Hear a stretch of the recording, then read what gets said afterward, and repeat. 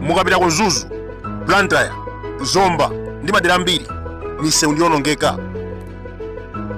Matogeti kumalawi kuno tili matogeti awiri akupanga mabiliyoni a ndalama pa chaka chilichonse, koma Chakwera akungotholera nthumba pamodzi ndi anzake kuti akonze misewu imene kunongeka ku Blantyre ndi ku Lilongwe zikukanika.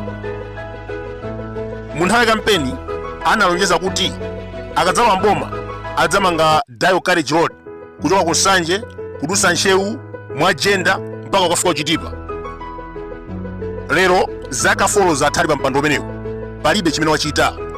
Kapena na anzathu amene makhala sewu waimwani mwaonako nsewu wa Dayo Carriage umene Chakwera kumanga nothing, palibe chimene akupanga. Misewu ya Dayo Carriage imene tikuiona ndi imene alipo kale, imene namba ndipo malapita lija ku Blantyre komanso ku Lilongwe. Ngakhale bullet train imene anatuza kuti adzabweretsa kulibe. Tukumbukira anatuza kuti within 5 years ndizabweretsa bullet train kumanamiza anthu pa kampeni. Now 4 years has passed akulamulira dziko lino, palibe ngakhale foundation yona kuti apa patisa bullet train kulibe. Nkhani ya free water connection komanso magesi aulere imangokambidwa basi ngati chiphamaso, kulibe zimenezi.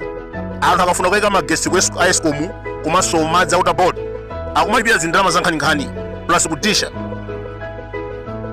Posachita bomba anthu ena anaba matumba a fertilizer 1500 fertilizer ameneyi wa subsidy. Mwachidule ndikuwuzeni kuti mbava yeniyeni imene achita zimenezi anthu akuidziwa, koma apolisi ayibisa chifukwa ndi mmodzi wa akuluakulu a chipani cha Congress Party. Nkhani zakatangale zinandikwana, ndakhala ndikufotokoza nkhani zakatangale pano zambirimbiri za umboni, koma palibe chimene chimachitika. Kubungwe la NIF anapasidwa 87 billion kwacha kuti agawira chinyamata, koma chochitika osaoneka. Pano ndikunena pano achinyamata akusaukira ngongole ngakhale 100,000 osayipeza, ndiponso ndadalikitsa 20,000 yoti ayambire business ya tomato achinyamata sakuipeza. Pamene ndalama zimenezi 87 billion akungogawana akuluakulu okhaokha achita zikhali ng'oma ndikumapangira misonkhano ya chipani. Pamene amatambasula SONA, Chakwera anatsimikiza kuti walemba ntchito anthu 1.3 million mdziko muno. Ambiri amene tinamvera Chakwera kulankhula ngakhale tikudziwa kuti amayankhula Chingerezi, komabe wanena mawu amene wakunena kuti ineyo boma langa lalemba ntchito Amalawi 1.3 million. Koma chodabwitsa data sanationetse imene kupanga proof statement yake. Akulu amenewa ndinafotokoza kale kuti ngati kumalawi kuno anthu adzasiye kukhulupirira abusa ndi chifukwa cha Chakwera zochitika zake, amati kulankhula chilero mwakukanika, kulankhula chilero mwakunena china, ndi anthu amakhala akuyang'ana previous experience yake kuna kuti akulu amene anali busa kodi kumeneko amalika zoona, nanga anthu amene abatizidwa ndi Chakwera ndi zoona kuti akhalibe choncho kapena apite sakabatizidwe kawiri. Tikukumbukira pa kampeni ankatiuza kuti fertilizer tizagula 4,495 kwacha, koma sanatiuze njira zimene adzachite posisa fertilizer ameneyo. Ankangonena kuti ife fertilizer tizamuchosa pa 22,000 ndikumika pa 4,495, koma njira zake samanena kuti tizapanga njira yakuti yakuti kapena tizabwisa factory kapena tizapanga chakuti. Amangopanga promise. Later on alowa mboma fertilizer panopa tikugula 100,000 more than that. Leronso akutuza kuti walemba ntchito anthu 1.3 million koma osationetsa data imene kupanga proof statement yake. Pamene unena pano ma auxiliary teachers, manesi, health surveyors, even ma graduate akusowa ntchito. Almost 90% of Malawians are jobless. Inu yotaenda ni maderamu mukaone anthu akusowa ngakhale ganyu wolima kumunda. Kalikali asanabwere Chakwera anthu amalimisa maganyu chifukwa ndalama zimapezeka, koma lero mu nthawi ya Chakwera anthu akumalima okha, ndalama kulibe. Zona zake pa nkhani ya employment ku Malawi mu nthawi ya Chakwera ndi zona kuti ntchito zikusowa komanso anthu ambiri achosedwa ntchito.